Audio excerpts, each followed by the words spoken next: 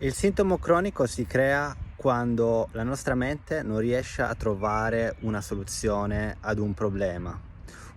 che potrebbe farci rischiare la nostra vita se non risolto. E per quanto possa essere figurato questo problema, quindi nella nostra mente, per il nostro sistema nervoso è reale. Quando siamo per esempio a lavoro e odiamo il nostro capo, oppure odiamo il nostro lavoro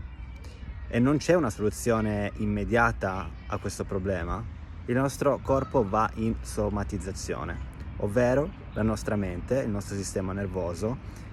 entra in uno stato di allarme che può diventare cronico sopra i 3 mesi, creando eventualmente quindi dei sintomi. Questi sintomi possono essere i più variegati, più assurdi. Esempio, c'è qualcuno che mi dice è arrivato dopo questo problema al lavoro, questo stress al lavoro, tutto questo dolore alle ginocchia o tutto questo dolore ai gomiti o a un gomito, e questo va a portare un grande disagio alla persona nella propria vita o nella propria famiglia, nel proprio lavoro, in tutte le condizioni insomma. Allora, quando notiamo che il nostro sistema nervoso sta cercando una soluzione ma non la trova, lì dobbiamo avere una sorta di pulsante stop, ovvero dire al nostro cervello che la soluzione esiste. Dire al nostro cervello, al nostro sistema nervoso, che la soluzione non è lì fuori, ma è dentro.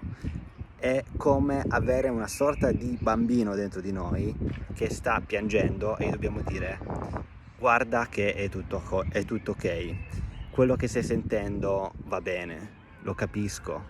e non quindi ripudiare continuamente: oddio, mi sento male, non dovrei sentirmi così, o sento ansia, non dovrei sentire ansia, perché questo non fa altro che aumentare quell'ansia, aumentare quel dolore fisico. Una delle soluzioni che ti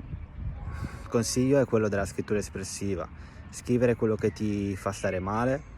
e con autocompassione accoglierlo, e accogliere quel bambino con tutte quelle emozioni che ha all'interno, di continuare ad essere preso per mano, e vedrai che i sintomi